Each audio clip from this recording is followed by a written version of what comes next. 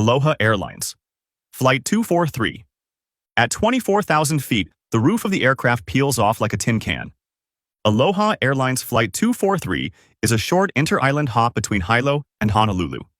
The flight takes approximately 35 minutes.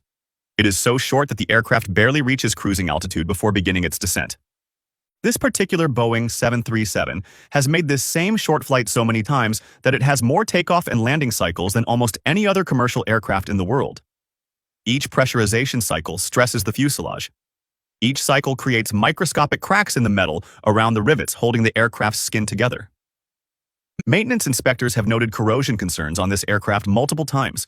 The concerns are not acted upon with sufficient urgency. On April the 28th, at 24,000 feet, a section of the fuselage roof approximately 18 feet long separates from the aircraft explosively.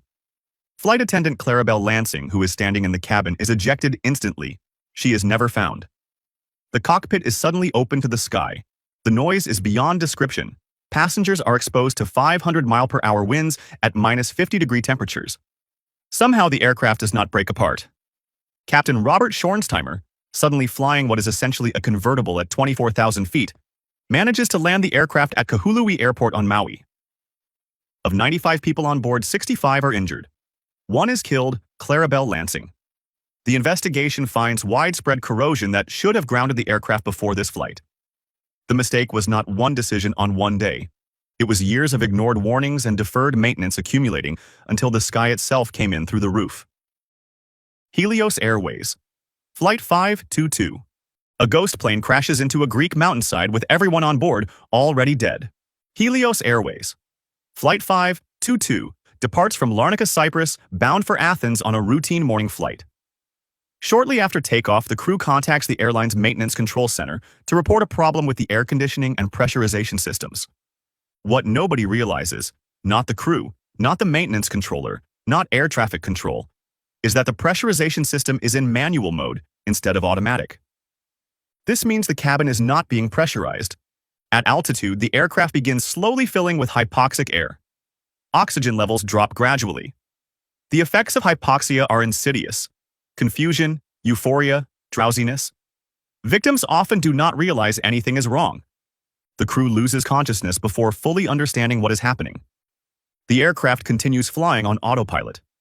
Fighter jets scramble to intercept the unresponsive aircraft. The pilots who pull alongside report something that chills them to their core. The captain's seat is empty. Someone is slumped over the controls in the first officer's seat. Oxygen masks have deployed in the cabin. Passengers appear to be unconscious or dead in their seats. One person is still moving. A flight attendant named Andreas Prodromou, who had extra oxygen from a portable bottle, manages to reach the cockpit and attempt to take control. He has no pilot training. He cannot save the aircraft. Flight 522 crashes into a hillside north of Athens at 12:03 p.m. All 121 people on board die. The investigation finds the pressurization selector was left in manual mode during pre-flight checks. One switch. In the wrong position. 121 people fly to their deaths on a plane where nobody was awake to land it.